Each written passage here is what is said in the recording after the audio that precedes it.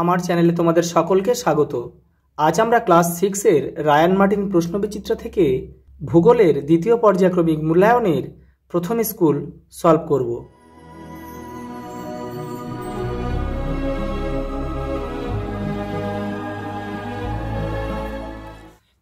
Here school প্রথম school দেখো।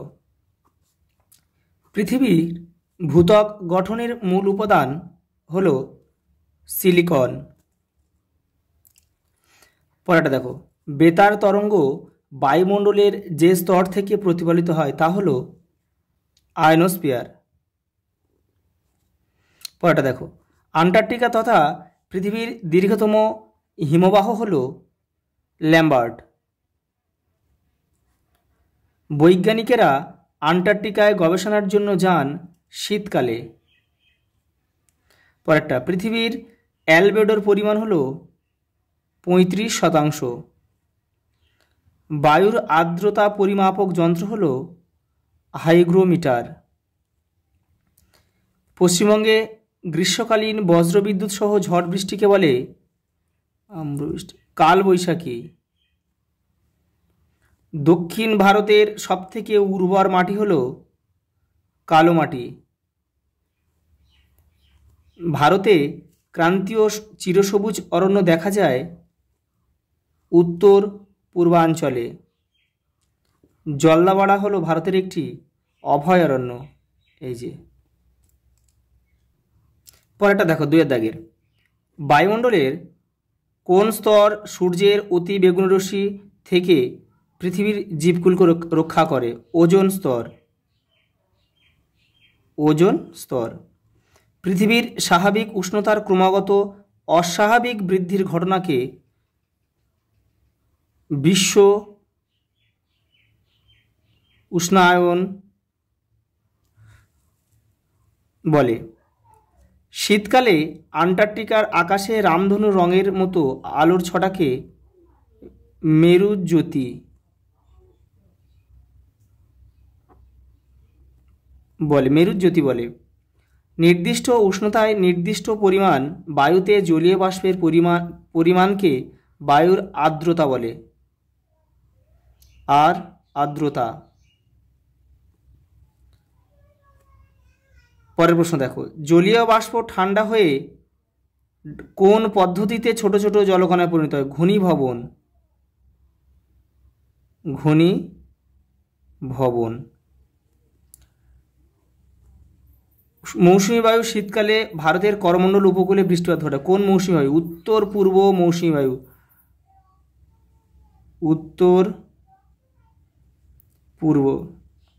উত্তর পূর্ব মৌসুমী বায়ু। উত্তর ভারতের উর্বর নবীন পলিমাটি খাদার নামে পরিচিত, আর প্রাচীন পলিমাটি হচ্ছে ভাঙ্গার নামে পরিচিত। ভারতের উপকূলীয় অঞ্চলে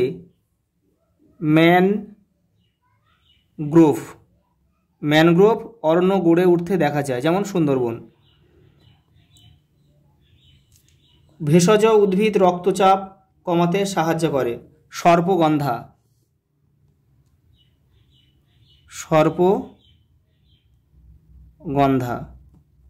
সর্পগন্ধা থেকে রেসারপিন পাওয়া যায়, সেই রেসারপিন কিন্তু রক্তচাপ কমাতে সাহায্য করে। পরের প্রশ্ন দেখে নাও, শুদ্ধ অথবা অশুদ্ধ বাক্যটি নিরূপণ করো। মহাদেশ সঞ্চারণের মূল কারণ হলো কেন্দ্রমণ্ডলে ম্যাগমার পরিচালন স্রোত। এটা অশুদ্ধ, কারণ এটা হবে কেন্দ্রমণ্ডল হবে না, এটা হবে গুরুমণ্ডলে। এটা কিন্তু গুরুমণ্ডলে হবে। আন্টার্কটিকা মহাদেশ একটা বিশাল উঁচু মালভূমি রূপে অবস্থান করছে। এটা শুদ্ধ। বায়ু সর্বদা নিম্নচাপ থেকে উচ্চচাপ অঞ্চলের দিকে প্রবাহিত হয়। এটা অশুদ্ধ। বায়ু সর্বদা উচ্চচাপ অঞ্চল থেকে নিম্নচাপ অঞ্চলের দিকে প্রবাহিত হয়। পরেরটা দেখো, ভারতের মেঘালয় রাজ্যের শিলং পৃথিবীর সর্বাধিক বৃষ্টিবহুল স্থান। না, শিলং হবে না, এটাও অশুদ্ধ। এটা হবে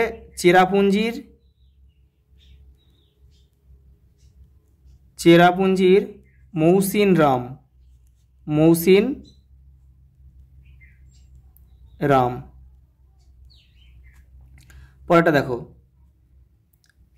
ভারত পার্বত্য নাতিশীতোষ্ণ অরণ্যে সূচালো পাতাযুক্ত মোচার মতো নরম কাঠের গাছপালা জন্মায়, এটা শুদ্ধ।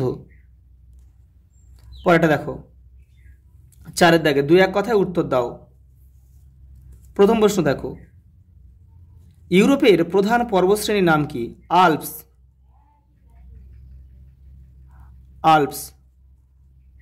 পরেরটা দেখো, পৃথিবীর প্রায় অর্ধাংশ জুড়ে কোন মহাসাগর বিস্তার লাভ করেছে?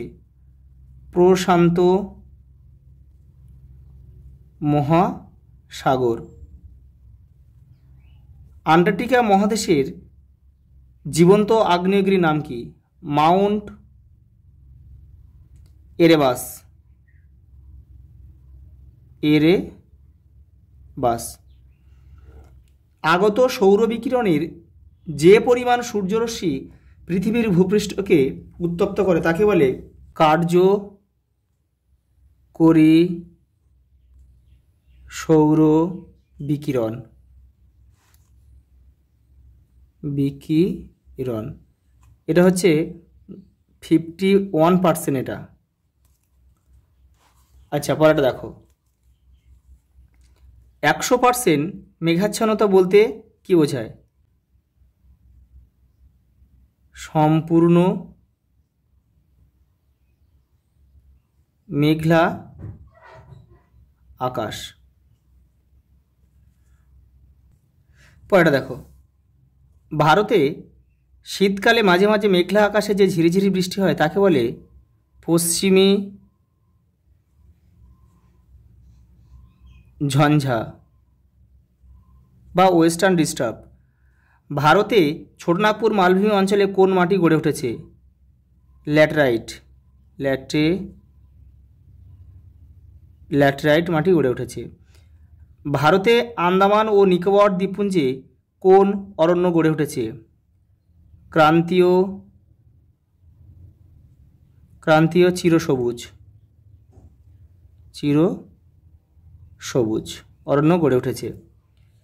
কোন অরণ্যে বন্যপ্রাণীর সঙ্গে সঙ্গে স্বাভাবিক উদ্ভিদ ও প্রাকৃতিক সৌন্দর্যও রক্ষা করা হয়?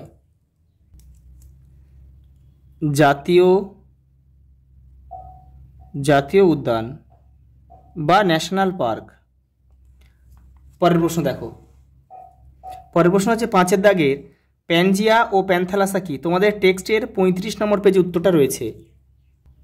এই যে এখান থেকে 50 কোটি বছর আগে এখান থেকে কিন্তু এটা লিখবে তোমরা।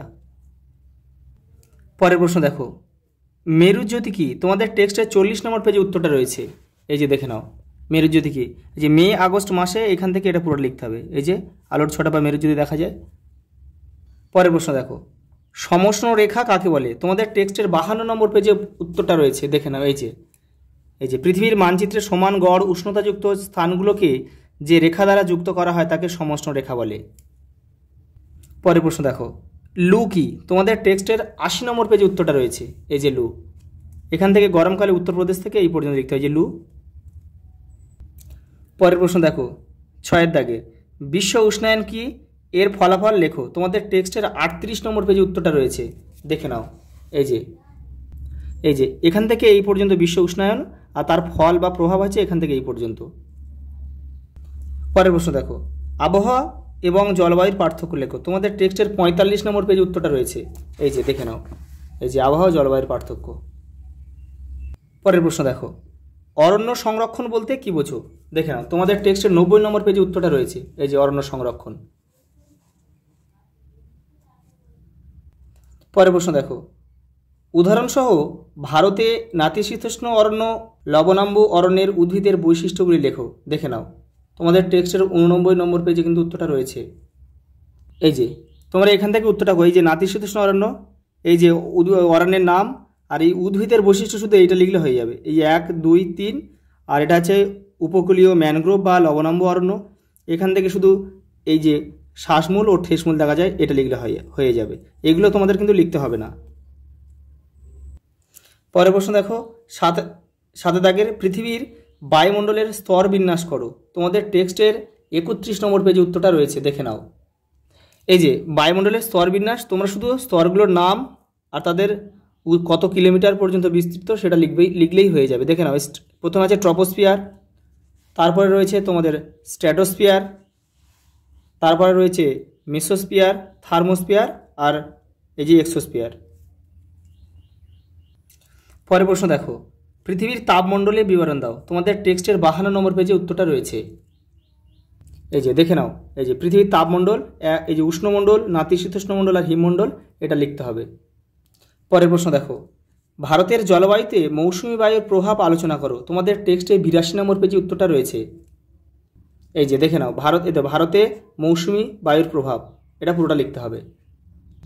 লাস্ট প্রশ্ন দেখো, অরণ্য আমাদের বন্ধু বক্তব্যটি ব্যাখ্যা করো। তোমাদের টেক্সটের 90 নম্বর পেজে উত্তরটা রয়েছে, দেখে নাও।